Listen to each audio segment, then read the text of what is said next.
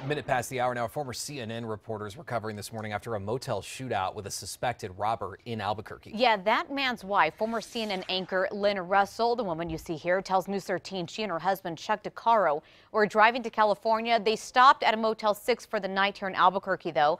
When she went to grab something from her car just before midnight, she says a man put a gun to her stomach and forced his way into their room. Then he demanded some of their belongings, but he got angry when it took them too long. That's when she says the shooting started. I came out here, which is probably about 3 or 4 minutes after I heard them. Had police was all over Motel 6 parking lot. They had like 4 ambulances and fire trucks. So this all ended with the robber dead. Russell's husband was shot 3 times. He's still recovering this morning at the hospital. He's expected to be okay. APD has not identified the suspect just yet. Happening today, the man who police say fled from them before crashing into a family's SUV and killing one person is expected to be back in court today. It happened back in March. Lapel video shows Efimiano Herrera being pulled over for speeding before taking off. Less than a minute later, police say Herrera crashed into an SUV, killing Oscar Almeida Sr. When police caught up with Herrera, he tried to convince them, they say, that he was just a passerby, but witnesses pointed to Herrera as the man behind the wheel. We turn now to this. A search is on this morning for this man, a gunman who carried out a violent robbery at a Subway in Albuquerque. The gunman, followed by what appears to be an accomplice, skips the sandwich counter, marches straight to the register there. The man wearing a hat, sunglasses, he's demanding money from the store clerk. It's not known at this point who he is, but he does have a camera. The camera does see him, and he realizes his mistake. If you know who he is, call police. Also happening in just hours now, a judge is scheduled to hear a lawsuit filed by the New Mexico Teachers Union, which claims that the state's public education department has ignored its request for information. It's information PED backs up their claim that the previous teacher evaluation system ranked 99% of the teachers as effective and needed to be changed because of its leniency. Just last year, a Los Lunas teacher and the union filed a lawsuit over the new evaluation system, which is based on students' standardized tests, observations, and attendance. It's something the union says is pushing more teachers to either quit or retire. New this morning, feds are now looking into whether major airline companies work together to keep fares high. American Airlines, United Airlines, Southwest Airlines, they all say they have received subpoenas from the U.S. government. The allegation is that some airlines limited the number of seats to keep prices high. In essence, are the airlines talking to each other, which they're not allowed to do, to restrict capacity and coordinate fares. So the government has requested information from carriers as part of its antitrust probe. Some blame the allegations on recent mergers like United and Continental and U.S. Airways and American. The average price for domestic airfare over the past 6 years is actually up 13% annually.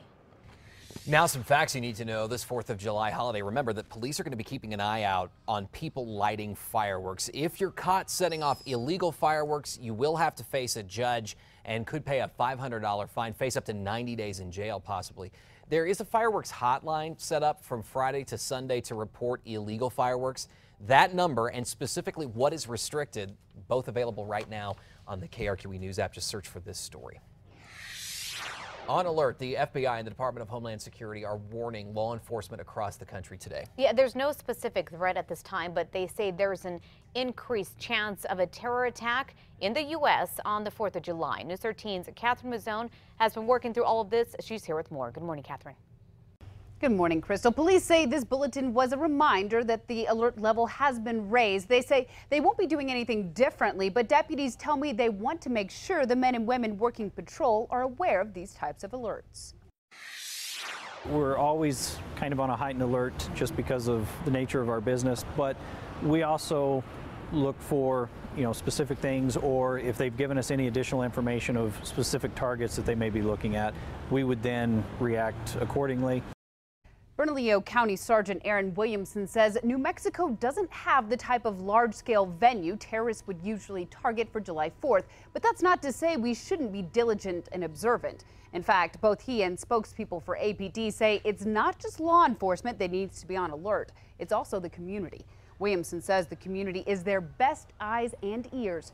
They are the ones who know who and what, or who or what should or shouldn't be rather in their neighborhood. He adds it's always best to err on the side of caution. So if you see something, say something. If you see somebody acting suspicious, it's better to have them checked out and find out that they aren't than to go, you know what, it's probably not anything, and then have some type of tragedy happen. Again, there's no specific threat to the metro area. Just a reminder to be on alert. Back to you. All right, thanks, Catherine. Great information there. APD will be in full force at Balloon Fiesta Park for the Freedom 4th celebration. Find out what they're doing to keep you safe coming up in our next half hour. Meantime, we're staying on top of developing news out of South Carolina, where officials are investigating a church fire. It happened late Tuesday night. Investigators now suspect that it may have been caused by lightning. According to experts working with the FBI, there were about 82 lightning strikes, 4 of them in that area around the time that the church went up in flames. This is actually the 6th church fire following the deadly shooting at AME Emmanuel that was in Charleston. Some interesting facts this morning about you and your smartphone. Listen to this. A new survey finds many Americans actually look for their smartphones in the morning before even thinking of their significant others. The poll conducted on behalf of Bank of America revealed 35% of people reach for their phone first. You know, there's a lot of people at home thinking that's me. Only 10% they look to their partner as they start their day. Can you believe that? You know what? Unfortunately, I can't believe yeah, it. I can't believe that. That is pretty sad. We got to work toward the other one. You know, okay. Kiss your partner as you wake There up you this go. morning. Just make sure to brush your teeth first. New video shows a couple of bold thieves carjacking an elderly woman in broad daylight. You can see them snatch her purse here before hopping into her car and taking off. That woman scrambles inside the store to get help, but police say they've been unable to catch the men yet. The woman's family says she's terrified that those men may come back, and you can see why. You know, there's a lot of men out there, going back to the other story, a lot of men out there saying this morning, I just don't want to wake her up. Of course, Right, exactly. I looked at my phone first. There's your That's the alibi for the excuse. morning, right? Yes, just look at your wife. We're following some breaking news out of Washington, D.C. this morning. Reports coming in of a possibly 2 active shooters at the Washington Navy Yard at this time. Now, this has prompted officials there to lock down the area. Here's a live look at the scene.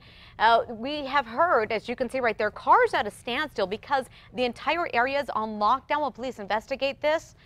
It also comes in the wake of a terror alert, of course, coming into the holiday weekend here. We've been telling you about that all morning long. But by the way, this is the second time in 2 years that the Navy Yard has had a reported shooting. In 2013, 12 people were killed there at that same Navy Yard, 3 others injured by lone gunman Aaron Alexis.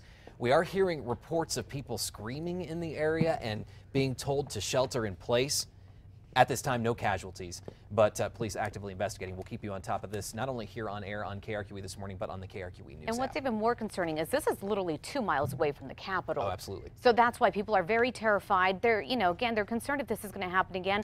In 2013, it was a Navy veteran that pulled the gun and killed 12 people there. It's a busy area, too, as you can see, a lot of traffic, but those mostly emergency vehicles gathered there near the scene. We'll stay on top of it.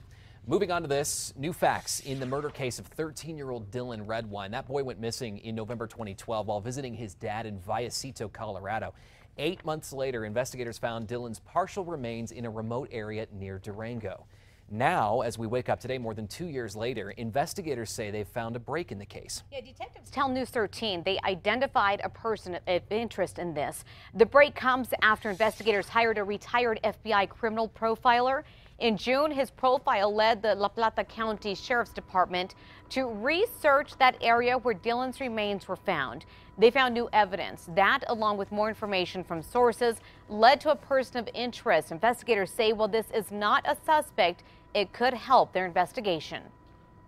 And person of interest is someone who you have some information on that may be related to the case that you're working on. Investigators are not releasing the name of the person of interest or details about the evidence found because it is an ongoing investigation. They're planning more searches of the area where Dylan's remains were found. And we've been following this case since it broke. For related stories right now, just search the KRQE News app. We turn out to this morning. The man involved in the home invasion of an MMA fighter is cleared of some of his charges. A jury found Leonard Calvillo not guilty of attempted murder. Calvillo and 2 others broke into the Las Cruces home of MMA fighter Joe Torres on New Year's in 2014. During a struggle, Torres stabbed to death one of the men. While Calvillo was cleared of attempted murder, he's found guilty on 5 other charges in connection with that home invasion. He faces 15 years in prison. Fire broke out near the Bosque last night. You can see the flames from this cell phone video taken by a News 13 producer on scene just moments after it sparked near Mountain and I-40. That actually was in the backyard of a home. It quickly spread to 2 vehicles in the yard, nearby trees, brush. Albuquerque firefighters were able, though, to get it under control in about an hour, and no one was hurt. Time is 6:35 this morning. Speaking of fire breaking overnight, a wildfire burning in California. You can see the flames here all along this ridge. It has now charred more than 175 acres, and it's still going. Authorities say the Merwin fire cropped up last night around 8:30 in the Moreno Valley in Southern California. So far, no structures are in danger, but a camping ground nearby was evacuated. Fire officials say the brush blaze is fast moving. No word on a status of containment at this hour. We turn out to a big bust by Border Patrol, or rather AFD is already on the lookout this morning, making patrols, making sure everyone has a safe and legal Fourth. Get to this story first. News 13 went on a ride along with the department yesterday as crews went from tent to tent across the city, checking for illegal fireworks, making sure everything is stored correctly. Now, to see if fireworks are legal, just check the labels. Let me tell you about something. If it says caution, that means it is legal. If it says warning, those are illegal.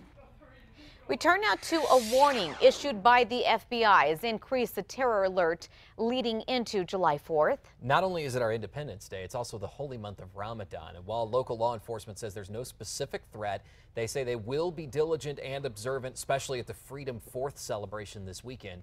News 13's Catherine Mazzone has the details. Catherine? Good morning, Adam. APD says they will have a lot of officers out at Balloon Fiesta Park this weekend as a precautionary measure. They say they just want to make sure everything runs smoothly. Anywhere you have a mass amount of people, we've got to do our due diligence and make sure we implement as many safety protocols as possible. APD Officer Tanner Touche says that's going to mean a number of foot patrols at the park, as well as their entire motors unit helping to get traffic in and out of the park. He says APD's horse-mounted unit will also be at the Freedom 4th celebration. That's not only for crowd control, it's also to give officers an elevated perspective of the field that they can't get from the ground. Touche adds there are steps you can take to keep you and your family safe, like being aware of your surroundings and not leaving any backpacks or bags laying around. If you see a backpack that's just laying on the ground somewhere next to a dumpster out in the middle of the field, let us know. Find a uniformed police officer and let us know about it. Touche says most of the calls they get are for lost children, so just a reminder to keep your kids close. APD is also a big proponent of the park and ride system for that event because of the limited entrances and exits in and out of the park. Back to you. Good to know. Thank you, Catherine. Again, there's no specific threat in the metro, but APD says the FBI wants law enforcement nationwide to be especially aware of any suspicious situations. We're taking a look at newly released body cam video. Shows a Colorado police officer beating a handcuffed and intoxicated man. A warning before we show you, too, that video is pretty graphic. But in the shots that were shot in December after an assault arrest, you can see Corporal Mark Magnus drag the suspect from the cruiser and slam his face into a refrigerator. Later in the holding cell, Magnus punches his face and body, and then he throws a restraint chair across the room twice. Once the suspect is in that restraint chair, the officer is seen poking him near the eye and throat. Magnus pleaded guilty to misdemeanor assault and was placed on 1 year of probation. Meanwhile, new this morning, more fallout for Donald Trump. The Reels channel now says it will air Miss USA after NBC dropped that pageant. Macy's has also dropped Trump's menswear line. That's the fallout this morning. All of this after Trump made statements about Mexican immigrants that some consider to be offensive. During a campaign announcement speech, Trump called them rapists, saying that they bring crime into the country, but he also said he assumes that some are good people. New York City is also looking into its relationship with Trump Enterprises, reviewing all of its contracts with several of Trump's businesses, including some city concessions like a golf course a skating rink, and a carousel. But the news just into our newsroom this morning is that one network says it will air the Miss America pageant. A lot of people are talking about this, including Governor Susana Martinez, the first Latina governor in the U.S. She's also speaking about Trump's comments. She says they were uncalled for and that no politician should make generalizations about any group. Now 6:39 on this Thursday morning, and a cell phone case is causing some serious concerns among law enforcement agencies. After the break, what it is and the push to get it off the shelves. Also,